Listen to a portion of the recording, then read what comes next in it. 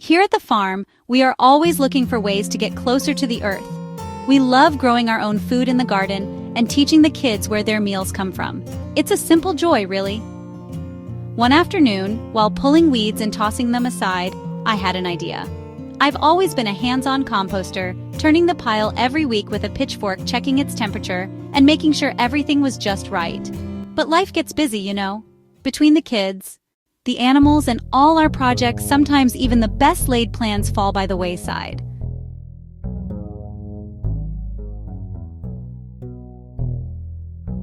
What if I let nature do its thing, completely on its own, for 60 whole days? The idea felt a little rebellious, even for me. All the gardening books tell you to be diligent to turn your compost, to manage it carefully. But I've learned over the years that sometimes the best results come from a little bit of trust and a whole lot of patience.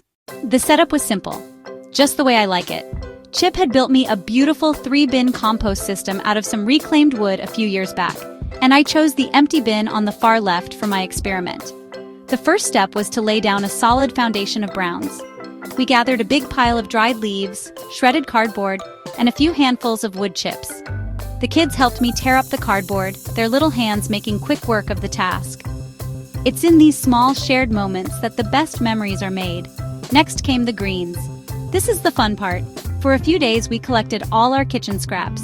Coffee grounds and filters, eggshells, fruit and vegetable peels, wilted lettuce, apple cores, banana peels.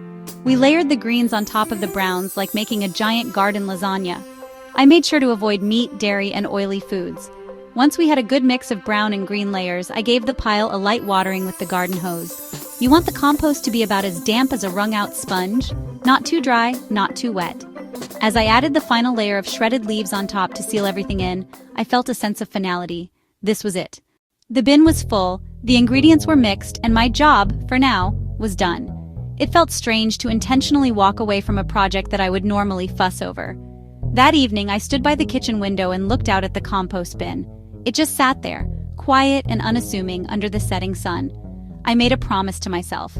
No turning, no poking, no adding anything new. I would only watch and document.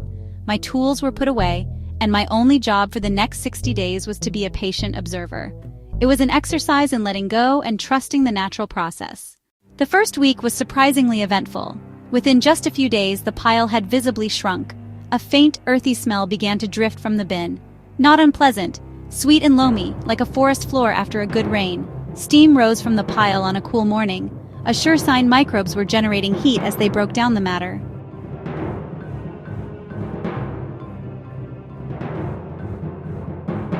Not bad, just potent. More flies were buzzing than usual.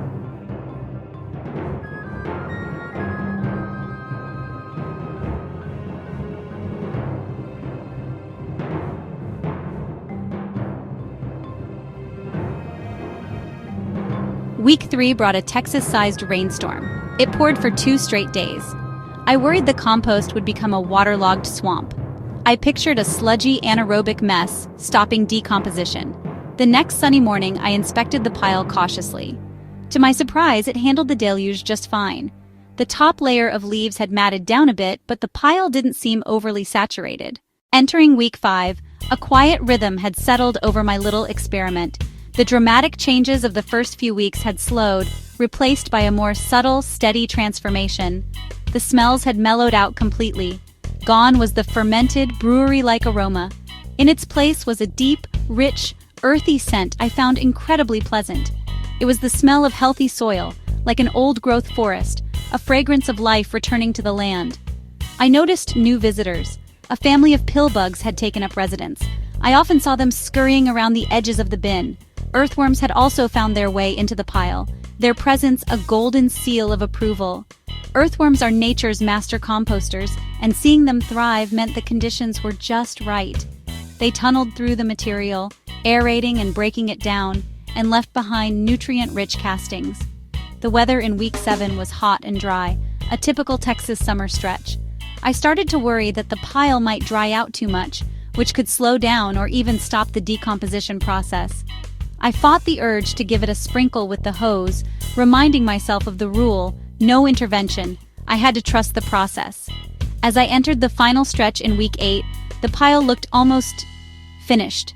From the outside, it appeared as a mound of dark, crumbly soil. There were no recognizable food scraps left on the surface, just a uniform, dark brown material. The transformation was remarkable. The anticipation of the final reveal was building inside me. I was so curious to see what the core of the pile looked like. With only 1 week left until the 60-day mark, the compost bin had become a focal point of my daily routine. The kids were now just as invested as I was.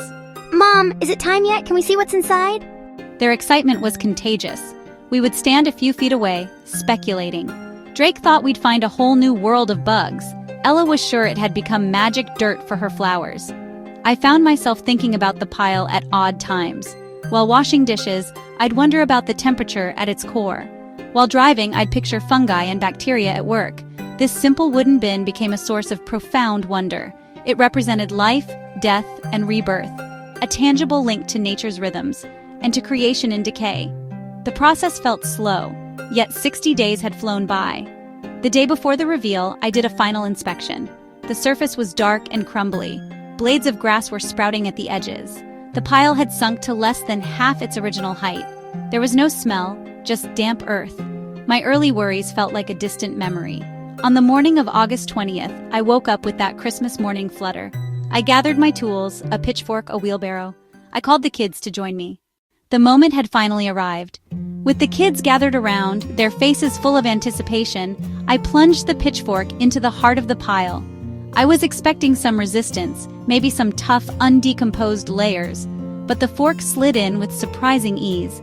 As I lifted the first forkful and turned it over into the wheelbarrow, we all let out a collective gasp. It was stunning. Deep, dark, chocolatey brown, almost black, crumbly and moist, smelling like a walk through the woods after a spring shower. There was no hint of rot or garbage, just pure, clean earth. Digging deeper, results consistent to the core. Everything we put in 60 days ago was gone. Coffee grounds, vegetable peels, leaves, cardboard, all transformed, broken down and reassembled by nature into a beautiful, uniform substance. I sifted a handful through my fingers, light and fluffy, yet rich with moisture. Dozens of happy earthworms wriggling through the pile.